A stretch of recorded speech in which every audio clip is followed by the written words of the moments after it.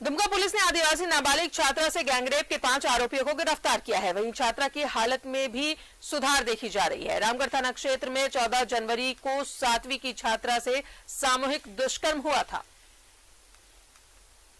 के 5 दरिंदे, गैंगरेप के 5 आरोपी गिरफ्तार। उपराजधानी दुमका में आदिवासी नाबालिग छात्रा से गैंगरेप के 5 आरोपियों को पुलिस ने गिरफ्तार कर जेल भेज दिया है। रामगढ़ थाना क्षेत्र में 14 जनवरी को 7वीं की छात्रा के साथ सामूहिक दुष्कर्म हुआ था।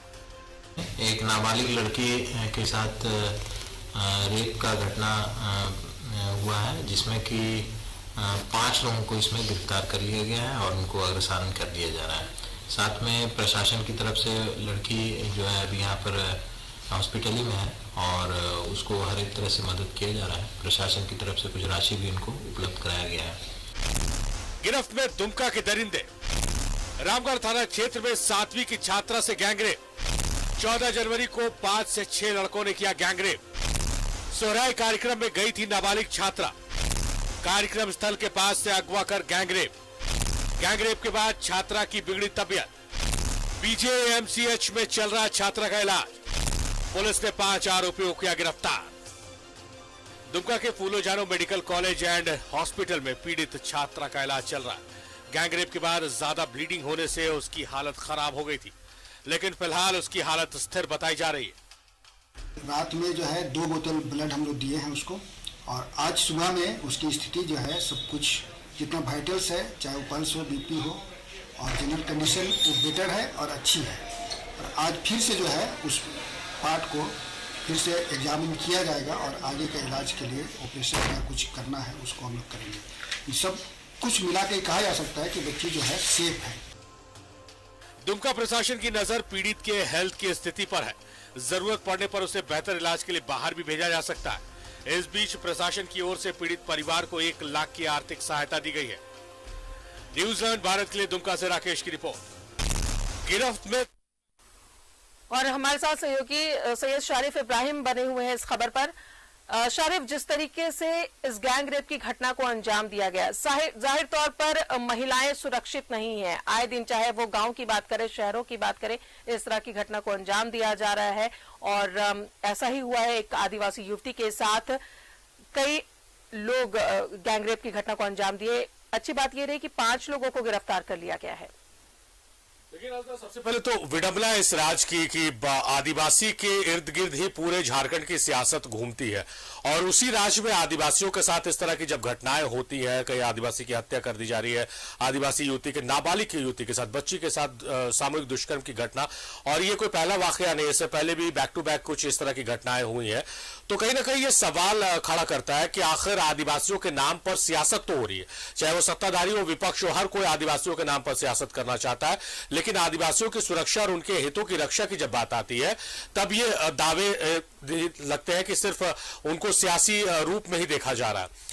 इस पूरे मामले में पुलिस की कार्यशैली पर सवाल नहीं उठा सकते हम, क्योंकि पुलिस ने त्वरित कार्रवाई किया है और 5 लोगों को गिरफ्तार कर लिया, हिरासत में लेकर उनसे लंबी पूछताछ हुई। हालांकि बताया जा रहा है कि एक आरोपी अभी फरार है।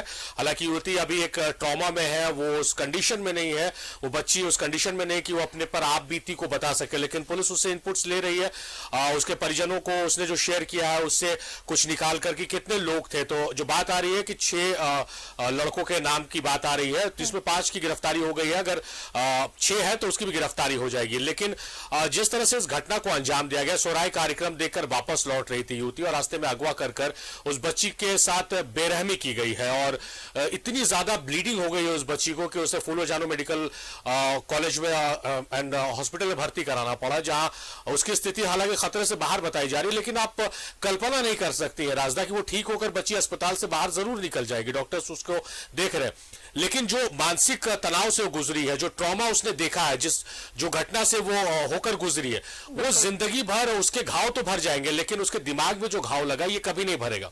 ऐसे में जरूरत क्या है राजदा, मुझे जो समझ में आता है, जो मैंने पत्रकारिता के दौरान देखा इस तरह की घटनाओं में, कि परिजन जो है जब आप देख रहे हैं, आप जान रहे हैं, आप समझ रहे हैं कि बच्चियां सेफ नहीं है, हम सेफ्टी प्रदान नहीं कर पा रहे हैं, शहर की सड़कों पर, गांव की सड़कों में दरिंदे घूम रहे हैं, तो ये पेरेंट्स की जवाबदेही, जिम्मेदारी हो जाती है कि हम अपने बच्चों को, कोई जरूरी नहीं है वो लड़कियां ही हो, लड़कों को भी हम अकेले नहीं छोड़ेंगे। किसी भी घटना का वो शिकार हो सकते हैं, किसी भी गलत आदत में वो शुमार हो सकते हैं, किसी भी गलत संगति में वो पड़ सकते हैं।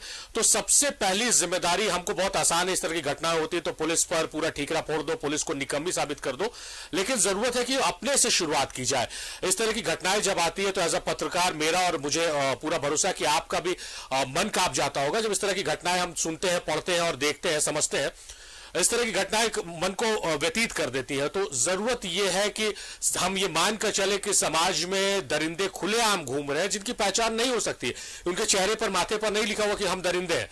तो ऐसे दरिंदों से अपने घर वालों को बचाने के लिए, अपने बच्चियों को बचाने के लिए, अपने बच्चों को बचाने के लिए पेरेंट्स का जागरूक होना बहुत ज्यादा जरूरी है। आपके बच्चे, आपकी बच्चियां कहां जा रहे हैं, किस वक्त जा रहे हैं, किसके साथ जा रहे हैं, कब तक घर वापस लौटेंगे, इस बात को सुनिश्चित करने की आवश्यकता। और पुलिस की तरफ से मैंने जैसा कहा कि पुलिस पर हम ठीकरा नहीं फोड़ेंगे, लेकिन पुलिस का जो भय है ना, एक इकबाल कहते हैं पुलिस का जो होता था, राजा, हम स्टूडेंट लाइफ में जब थे और हमने कुछ भी क्राइम नहीं किया था, मगर सड़क से जाते रहते थे और पुलिस की गाड़ी देख लेते थे या पुलिस वर्दी को देख लेते थे तो हम एक पल के लिए डर जाते थे, जबकि कोई अपराध नहीं किया, किसी तरह की इस तरह की चीजों में शामिल नहीं रहे। एक वो डर होता था पुलिस का, लेकिन पुलिस ने धीरे धीरे अपना इकबाल खो दिया। जरूरत है उस इकबाल को फिर से कायम करने की। कोई अपराधी अपराध करने से पहले, हालांकि मैं ये मानता हूं कि जब अपराधी अपराध करता है तो उसके दिमाग में भय, डर, खौफ, ये सब कुछ नहीं चलता रहता है, मगर एक पल तो उसके बैक ऑफ माइंड में चलना चाहिए कि अगर मैं पकड़ा गया और पुलिस पकड़ लेगी, पुलिस इतनी सक्षम है, उसके दिमाग में इस बात को चलना चाहिए।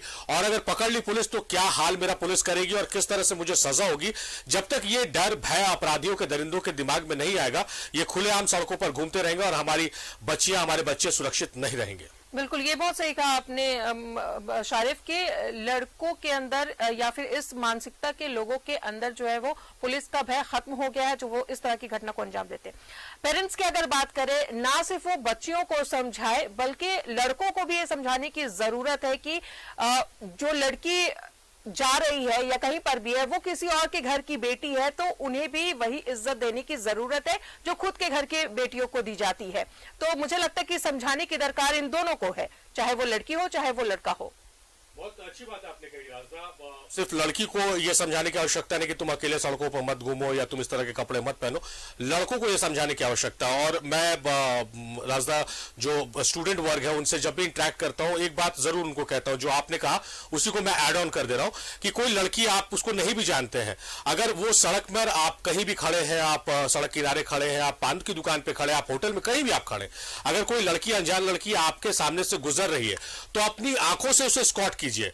ये मतलब हुआ कि जहां तक लड़की आपकी आंखों तक है, आप उसे देखिए कि आप वो वहां तक पहुंच गई है और उसे कोई तरह की परेशानी नहीं, किसी ने उसे छेड़ा नहीं, किसी ने उसे बदतमीजी नहीं की। और दूसरा लड़का, जहां पर आपने अपनी नजरों से उस लड़की को ओझल किया, वहां से दूसरा लड़का अपनी आंखों पे उसको उठा ले और अपनी आंखों से स्कॉट करे। तो ये तय मानकर चलिए कि कभी कोई लड़की के साथ ज्यादती नहीं होगी सड़कों पर, या किसी तरह की परेशानी में वो नहीं पड़ेगी। अगर जो सड़क पर चल रहे हैं लड़के, वो स्कॉट करे, अपनी आंखों से देखे कि मेरे घर की लड़की भी हो सकती है, तो मेरी जिम्मेदारी है, मेरी जवाबदेही। कोई जरूरी नहीं कि मेरे घर की लड़की तो वही सुरक्षित रहे, दूसरे घर की लड़की तो सुरक्षित नहीं रहे। हर एक लड़का, हर एक शख्स, हर एक आदमी जो सड़कों पर चल रहा है, उसकी जवाबदेही होनी चाहिए, उसकी जिम्मेदारी है ये। अगर आप कहते हैं कि हम इस समाज के रहने वाले हैं, हम इस समाज के नागरिक हैं, तो आपका यह अधिकार है कि कोई लड़की, कोई बच्ची सड़क पर अगर निकल रही है तो आपकी नजरें जहां तक जा रही है, उस नजरों से उसे देखिए कि वो सुरक्षित पहुंच रही है कि नहीं पहुंच रही है। और अगर आपको इस तरह का कोई लग रहा है, मैं ये नहीं कहता हूं कि अगर आपको कुछ अनहोनी की आशंका हो रही है तो आप जाकर लड़ जाइए गुंडों से। पुलिस है, प्रशासन है, नंबर तमाम थाना प्रभारियों का, तमाम एसपीओ का नंबर बोर्ड्स पे लगा रहता है, आप फोन कीजिए। पुलिस अगर नहीं पहुंचेगी समय पर तो हम जैसे मीडिया कर्मी है पुलिस से सवाल पूछने के लिए कि आप कहां थे। तो इस बात की बेहद जरूरत अब जान पड़ती है राजा। जी बिल्कुल, बहुत बहुत शुक्रिया आपका शारिफ तमाम जानकारियों के लिए। तो बेहद जरूरी है लड़कियों की सुरक्षा के लिए ना सिर्फ पेरेंट्स बल्कि पुलिस भी ऐसे बेलगाम युवकों पर लगाम लगाए, अपना डर कायम करे, जिससे ये इस तरह की घटना को अंजाम देने से पहले 100 बार सोचे।